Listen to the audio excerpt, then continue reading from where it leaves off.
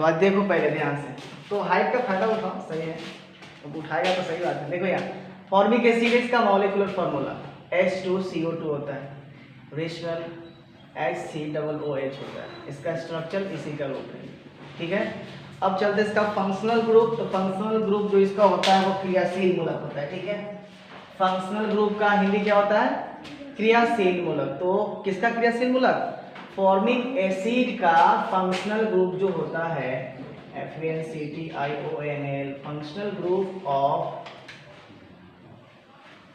किसका? Formic acid. तो formic acid का functional group single bond C double bond OH ऐसे आप लिख सकते हो, ठीक है। तो इसका जो हाइब्रिडाइजेशन होता है तो sp2 होता है, यानी सब डबल बॉन्ड से क्या होता है? अटैच होता है, ठीक है। अब देखेंगे और फ्रेंड्स इसकी उपस्थिति कहाँ कहाँ, मतलब कौन सा है कि फॉर्मिक एसिड कौन कौन सी जगह और कहाँ कहाँ पाया जाता है। तो ये नेचर में, प्रकृति में लाल चींटियों में फॉर्मिक एसिड पाया जाता है, मधुमक्खी में भी फॉर्मिक एसिड पाया जाता है, मच्छर यहाँ बिच्छू हो गया, और बिढ़नी के डंक में भी क्या पाया जाता है? फॉर्मिक एसिड पाया जाता है। तो सबसे पहले इसका हम मेथड ऑफ प्रिपरेशन में देखेंगे प्रयोगशाला विधि, ठीक है। तो प्रयोगशाला विधि में क्या है? एक नंबर में lab process from glycerol and oxalic acid. देखो ऑक्जेलिक एसिड क्या होता है, ध्यान से देखो, ये आपका ध्यान से लिखना, ये वाला जो टर्म है आपका वो आपका ऑक्जेलिक एसिड है, ऑक्जेलिक एसिड, ठीक है। ऑक्जेलिक एसिड है, और ये जो है तुम्हारा ग्लिसरॉल है, ये लिख लेना, ग्लिसरॉल, ग्लिसरॉल, ठीक है। तो जब ग्लिसरॉल की अभिक्रिया किसके साथ करा रहे हैं? ऑक्जेलिक एसिड के साथ 110 डिग्री सेंटीग्रेड पे कराते हैं, तब जाके ग्लिसरॉल मोनो ऑक्जिलेट बनता है। तो ग्लिसरॉल मोनो ऑक्जिलेट का फॉर्मूला क्या हो गया? CHOH सिंगल बॉन्ड CH2OH, फिर single bond CH2O, CH2 double OC, फिर सिंगल बॉन्ड COH होता है। ये किसका फॉर्मूला हो गया? ग्लिसरॉल मोनो ऑक्जिलेट का फॉर्मूला हो गया, ठीक है। यहाँ तक तो आखिर हो ही गया होगा। अब आगे बढ़ते हैं। देखो ध्यान से क्या करना है, मैंने पहले क्या प्राप्त किया था? पहले प्राप्त किया था तुम्हारा ग्लिसरॉल मोनो ऑक्जिलेट प्राप्त किया था ना। जब मैंने ग्लिसरॉल की अभिक्रिया फॉर्मिक एसिड के साथ कराई थी, सॉरी ऑक्जेलिक एसिड के साथ कराई थी, तो क्या हमको प्राप्त हुआ था? Glycerol mono oxalate. लेकिन पुनः उसी ग्लिसरॉल मोनो ऑक्जिलेट को 110 डिग्री से ऊपर, अर्थात 200 हो सकता है, 373 या 473 कुछ भी हो सकता है, उसको ऊपर जब गर्म करते हैं तो अभिक्रिया के फलस्वरूप क्या मिलता है? ग्लिसरॉल मोनोफॉर्मेट, ग्लिसरॉल मोनोफॉर्मेट बनता है। ध्यान से देखो, ये तुम्हारा जो है इसका नाम तुम चाहो तो लिख सकते हो, इसका नाम जो होगा वो होगा ग्लिसरॉल मोनो ऑक्जिलेट, ठीक है। तो ग्लिसरॉल मोनो ऑक्जिलेट की अभिक्रिया किसके साथ करा रहा है? 110 डिग्री से ऊपर के ताप के साथ, टेम्परेचर के साथ करा रहा है, तो हमें सब क्या प्राप्त हो रहा है? ग्लिसरॉल मोनोफॉर्मेट। और फिर इसी ग्लिसरॉल मोनोफॉर्मेट के साथ की अभिक्रिया जल के साथ, यानी जलांशन के साथ, जलांशन मतलब पूरे से जल के साथ, देखो ध्यान से, इसका फॉर्मूला ये वाला हुआ। और इसी का देखो ध्यान से, इसके साथ कार्बन डाइऑक्साइड जो हो रहा है वो बाहर गैस निकल रहा है, ध्यान से देखना, ये गैस बाहर निकल रहा है, तो हमको सिर्फ इसको लेना है, किसको? ग्लिसरॉल मोनोफॉर्मेट को।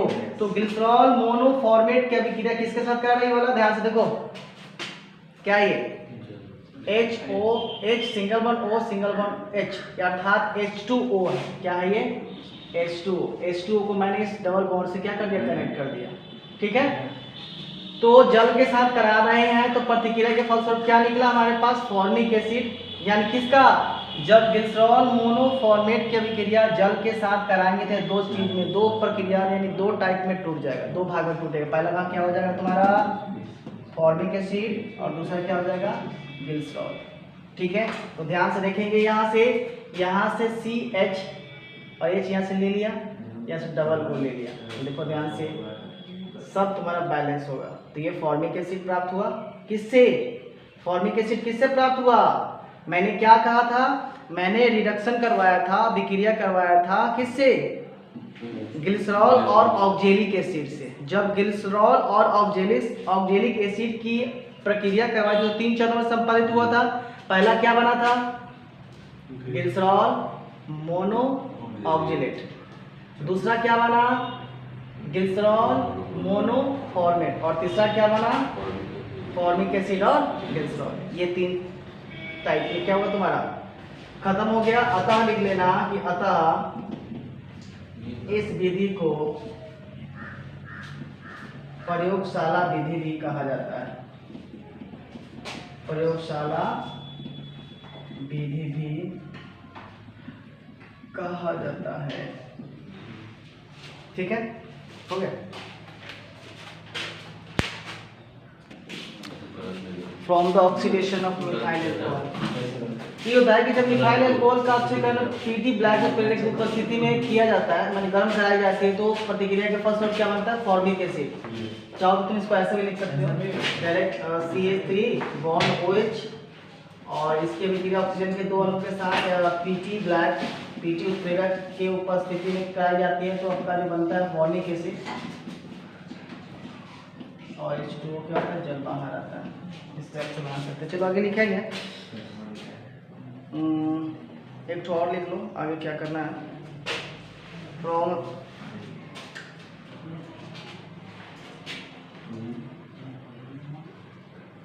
ऑक्सीडेशन ऑफ फॉर्मल्डिहाइड,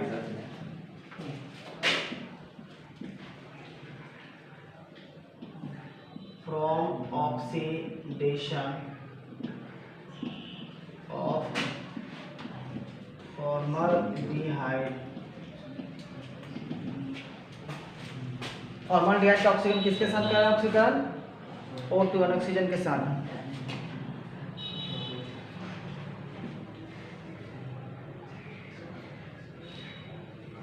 तो ये लिखना है कि जब फॉर्मल्डिहाइड का ऑक्सीकरण Pt ब्लैक उत्प्रेरक की उपस्थिति में कराई जाती है, तो की उपस्थिति ऑपरेश में कराई जाती है, तो प्रतिक्रिया के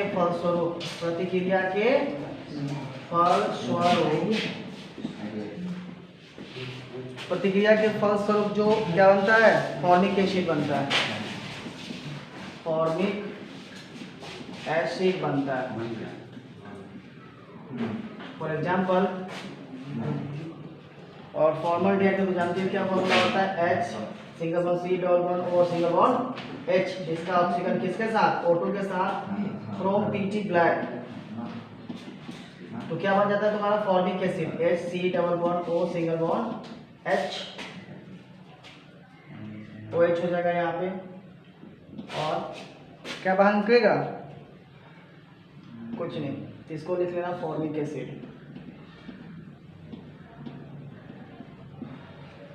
ठीक है,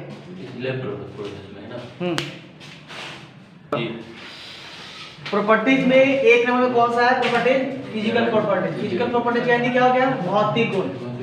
तो पहले हम फिजिकल प्रॉपर्टीज के बारे में बात करेंगे, देन लाइक केमिकल प्रॉपर्टी चलेंगे, लेकिन केमिकल प्रॉपर्टी आज नहीं, अगले दिन, कल तो फिजिक्स है, तो कल देखा जाएगा। देखो ध्यान से, तो एक नंबर क्या है, यह रंगहीन द्रव्य पदार्थ होता है। द्रव का मतलब समझ रहे हो ना, द्रव्य, आप द्रव्य ऐसे नहीं लिख सकते, द्रव्य थोड़ा गलत हो जाएगा, द्रव्य ना ऐसे ही, द्रव्य पदार्थ होता है। द्रव्य पदार्थ रंगहीन का मतलब कहते हैं जिसका कोई रंग नहीं। इसकी गंध तीखी होती है। तीखी मीन्स क्या, मतलब समझो कि वो स्वाद चढ़ेगा नहीं, ठीक है ना। इसका द्रव्यनांक, अर्थात इसका जो द्रव्यनांक होगा, द्रव्यनांक मीन्स क्या होता है, 8 डिग्री सेंटीग्रेड होता है। 8 डिग्री सेंटीग्रेड से ज्यादा तापमान में उठ जाएगा। हाँ, और ये इसमें, और जल में जो होता है वो क्या होगा, घुलनशील होगा, यानी कि जल में पूरी तरह से क्या हो जाएगा, किसका प्रॉपर्टीज हम लोग पढ़ रहे हैं, फॉर्मिक एसिड का। फॉर्मिक एसिड जो है वो जल में पूरी तरह से क्या हो जाएगा, घुल जाएगा। उसका द्रव्यनांक कितना हो जाएगा, द्रव्यनांक, कवथनांक होता है ना भाई, कवथनांक हो गया, गलनांक हो गया, ये सब हो गया। हाँ, गलनांक और द्रव्यनांक दैट्स लाइक सेम थिंग्स। तो फॉर्मिक एसिड का गंध जो होता है काफी तीखा होता है। तीखा मीन्स जो स्वाद में मतलब जैसे टेस्टफुल नहीं हो सकता, यूँ कहो आप। ठीक है, एक रंगहीन द्रव्य पदार्थ होता है। और यह लिख सकते हो कि इसका क्वथनांक जो होता है 105 डिग्री सेल्सियस होता है। लास्ट देख लो, इसका क्वथनांक फॉर्मिक एसिड का, इसका क्वथनांक 105 डिग्री सेल्सियस होता है। यानी 105 डिग्री सेल्सियस से ऊपर जब जाएगा तो क्या होगा, खौलने लगेगा। जैसे पानी का सबसे मैक्सिमम टेम्परेचर कितना है, 100 डिग्री। 100 डिग्री बाद क्या हो जाएगा, वो वाष्प के ऊपर उड़ जाएगा, सकेगा नहीं।